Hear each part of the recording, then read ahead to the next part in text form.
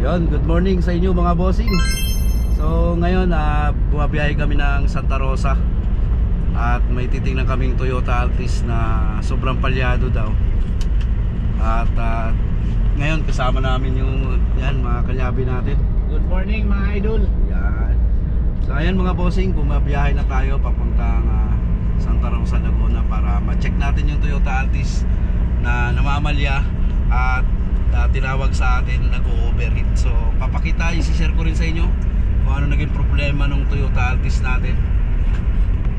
Ay mga bossing, more in service muna tayo ngayon kasi wala na tayo doon sa Orongan Auto Supply kasi gusto ko rin talagang magsarili ng shop mga boss, kaya naghahanap talaga kami. So habang wala pa tayong shop ay yung mga followers natin na may sasakyan na may concern sa inyong sasakyan, so puntahan po natin yan para may check. Wag lang yung sobrang layo mga bossing, dito lang sa natin, bandang south lang, pwede. So ayan, bumabiyahe na kami, dito na kami sa expressway, papunta kaming Santa Rosa, Laguna.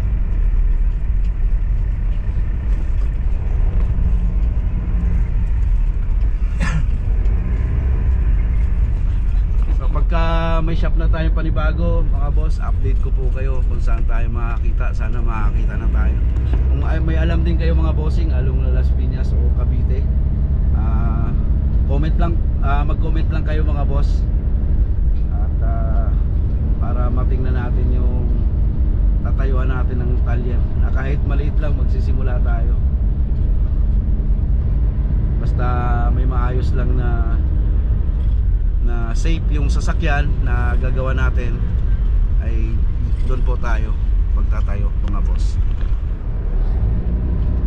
Dito na kami sa expressway ngayon.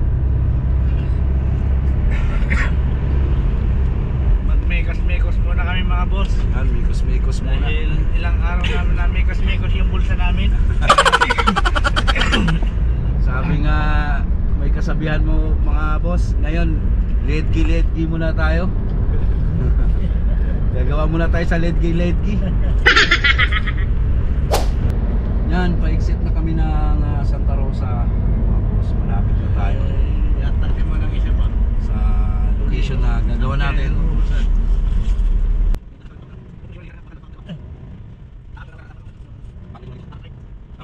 Pakita na yung mga kahoy, no? Masinaw na.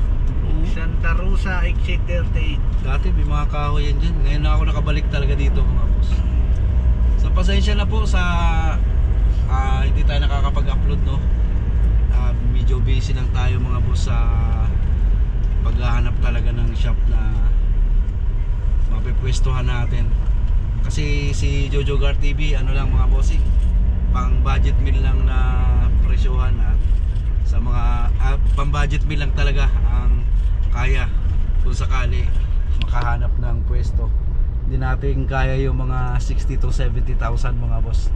Medyo maliit pa tayo doon, kaya tinatsaga ko talaga makakita ng medyo murang paupahan. So hanggang 30k lang talaga yung budget ko mga bossing sa talyer na hinahanap ko. Dito sa kasi sa Manila medyo talagang mataas yung rent ng mga mga lupa doon.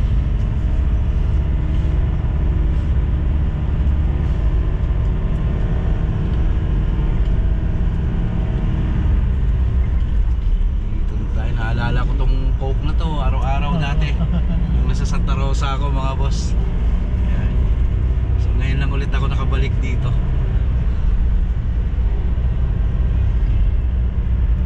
Bago na nga ako dun sa exit ng Santa Rosa Coca-Cola, Philippines. Pag meron ka nito, wala kang talo. Ay, kumpra dahil. Iba naman pala yun mga boss, mali pala yung advertising. mga boss, ingay ng mga tropa natin sa likod.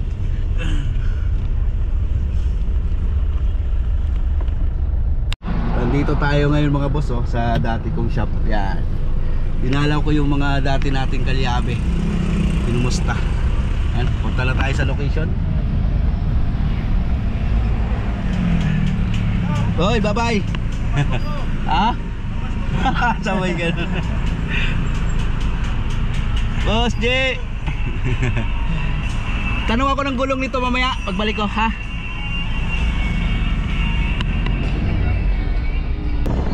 Yan mga boss, andito na tayo sa Bill Air.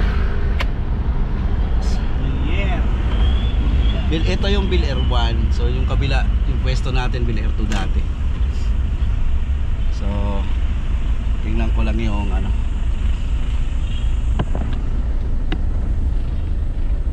Thank you po. Ito na yung unit mga boss, titingnan natin. Andito na tayo sa location. So Ito ang mukha ko. Ay, Dol, wag mo muna i-start ha. Pressure. Wala kang tubig na ano doon, Dol? Extra pahingi nga. Tingnan natin, punuin. Pakuha nga ako doon ng timba. Aso? Diyan sa loob. Ano tao na? Isa. Dol, nakita na ako kung bakit low power din to. Bakit? Mali ka dito. Diyan sa loob, pasok ka. Pasok ka dyan sa may pinto. Sa loob. Ito Dol, biyak yan. Ito kasi hangin yan. Eh syempre pag singaw yung vacuum mo, hindi magpe-perform na maganda tong mass airflow mo. Okay? So ang ano natin dito, overheat naman. Hanapan natin din. 1.8 pala na Toyota Altis yung ginagawa natin mga boss, kasi ito nangyayari, nagsasabog ng bypass, mga water plug.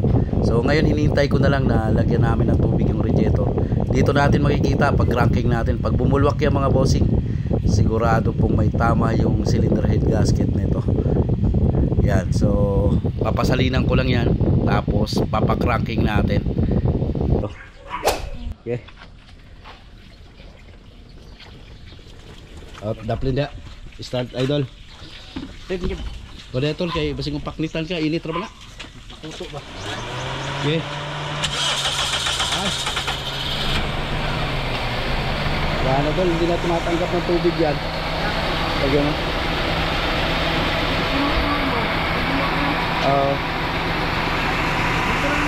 Ito lang ako nun. Eh, nag-ubirit ko, ito yung dahilan yun. Kaya nga wala akong makuha, ito lang muna. Fluidos. Madali yung gasket niya. Tumatapon na doon. Okay. Alam na yung gagawin sa mga ganito. Ano na ba to? Go signal? Sige. Banat mga kapatid. Tara na. Hindi, marami tuntol si Idol. Isang talyer yung likod ng sakyan niyan eh. Wow, ang bigat!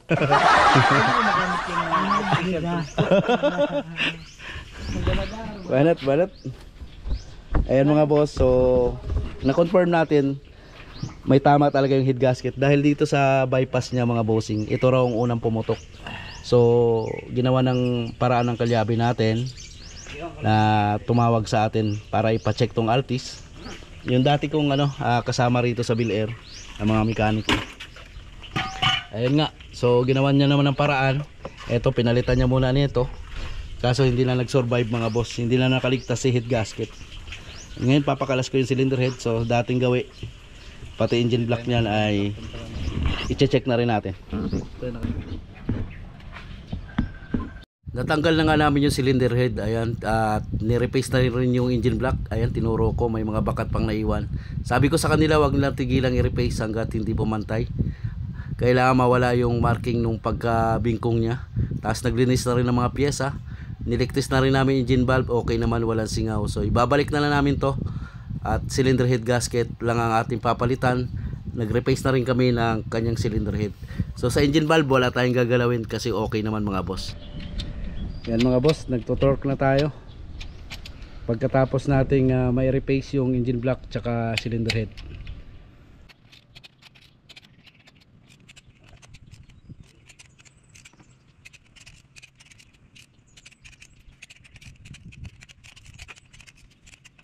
Wala naming mapaandar to dito sa akin. ngayong araw. Dito ang nut. Problema nito, bumubulwak.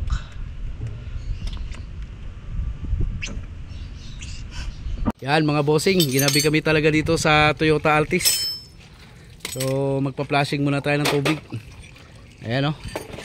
Umiilaw na yung kapaligiran. Pakita ko, yo. Pakita ko. Andito pa kami. Ayan si Kalyabing Ronelo nagliligpit sa gamit. Wala eh. Wala. Tabit. Gulay. Pa-ingest na kombinasyon tol. Lagay ko na to. Yung negative natin. Para malaman natin kung may bulwak pa kagaya kanina yan. Yan, eto. Pagmasdan natin yung radiator mga sir. Grabe yan Grabe mga idol. Hard starting muna yan ha. Huwag mo nang gasolinahan, pabayaan mo lang siya. No mandar. Okay. Yeah.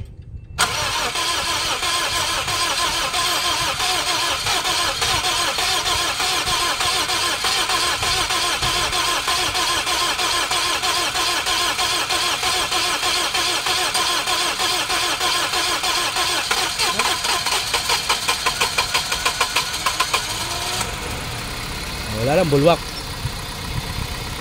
Very good. Very good mga boss. Salin. Flashing muna tayo mga sir. Kahit gabi na. Tuloy lang ang laban mga boss.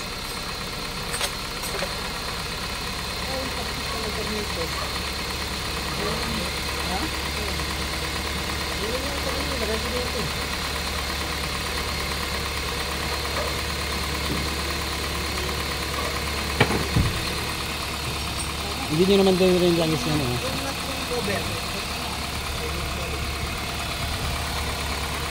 Mandar na sir.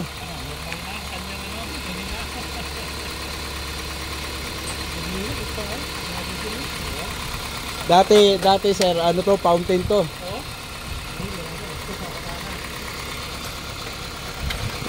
Ikukulat na lang ni Kalyabing Ronel yan bukas. Oo.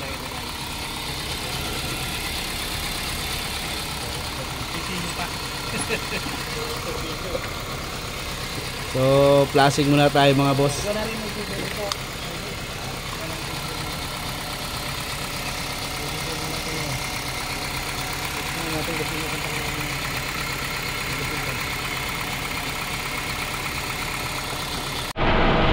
Automatic na. Ilawan mo dol. Yun. Okay na. Nag-automatic na.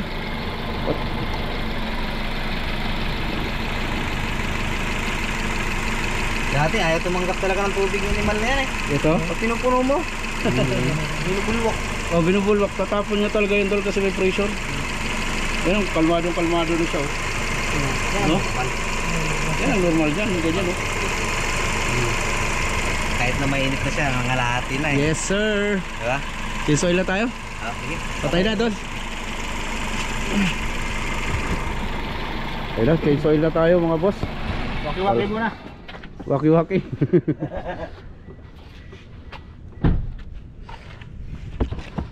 Gabing-gabi na. Andito pa rin. Overtime. Ayan, overtime talaga kami ngayon mga bossing. Talagang tinapos namin yung Toyota Altis. Ayan. Change oil na lang tapos coolant. Yan ang gagawin. Ngayon mga boss, madilim na. Subukan natin patay tapos start ulit.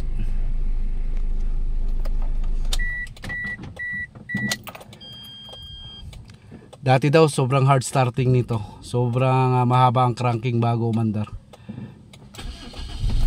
Ayun. Dali na doon, no? Very good. Ayan, solve natin to mga bossing. Yung ating Altis. So yung service natin nandun sa malayo. New Year! Happy New Year! Happy New Year! Happy New Year everyone! Sinelebrate.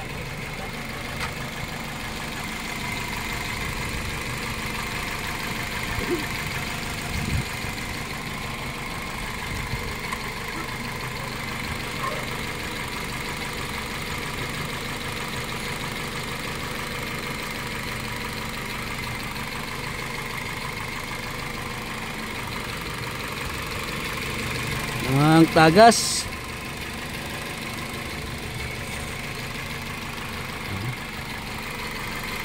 Ayun mga boss yung mileage nyo. Ano ba? Yan. 535,435. Parang ano to parang taxi na rin. Bakit? 535 na eh. 1,000? Oo. Gamit na gamit ano? Gamit na gamit. Bakit? Anong yun to? Ano ko siya? Company car yan dati. Company car. Ah. Mga boss, nagbabalik na lang kami ng mga engine cover.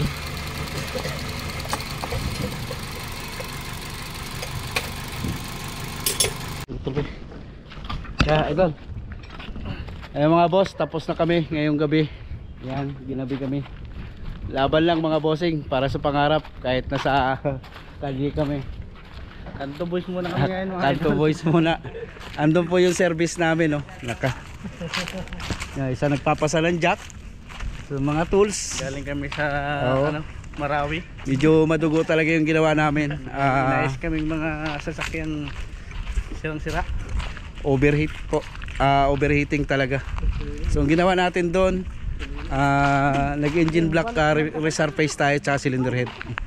So okay na po yung Altis natin. So ayun yung service natin mga boss. Kakarga na kami ng gamit.